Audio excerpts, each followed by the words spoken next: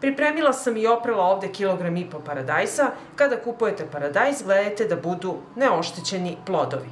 A ovde imam i veću teglu od 2,5 litre. Prvo što ću raditi, poređat ću paradajz u teglu. Lagano ga spuštajte da ga ne biste oštetili.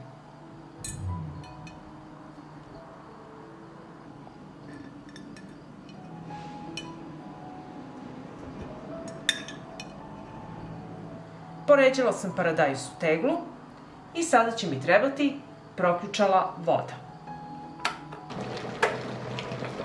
I ovako proključalu vodu preliću preko paradajza.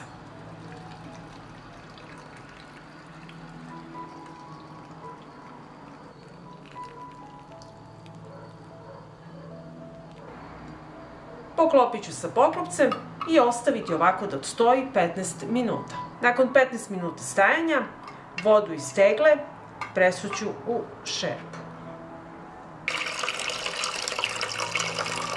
Na ovu količinu vode stavljam 50 g šećera, 50 ml sirćeta 9% i 2 kašičice soli.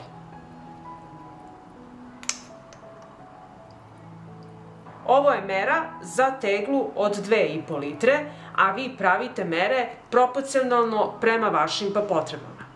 Zatim šerpu stavljamo na šporet.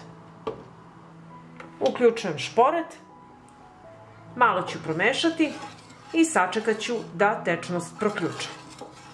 Dok čekam da voda proključa, usitnit ću 1 glavicu belog luka. Usitnila sam beli luk, voda je proključala i sklanjam je sa šporeta.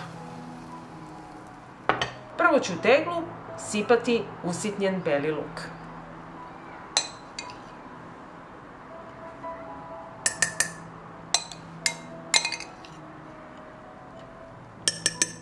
I zatim ću naliti proključali preliv.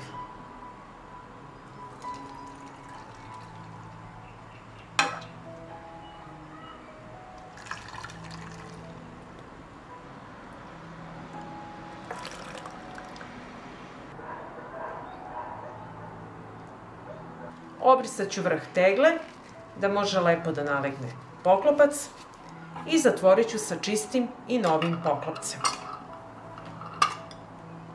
Pazite samo, tegla je vrela, pa se pomognite sa krpom. Sada ću malo promačkati teglu, da se svuda rasporedi beli luk. I ovako pripremljen paradajz zove se paradajz u snegu. I ovako pripremljen paradajz ostavite postepeno da se ohladi, nosite na tamno i hladno mesto do upotrebe. Koristite ga za pripremu raznih jela, soseva ili kao salatu. Može da stoji godinu dana i duže. Pa ako vam se dopada ovaj moj recept, vi naravno lajkujte, prijavite se na moj kanal i ostavite mi komentar. Prijatno!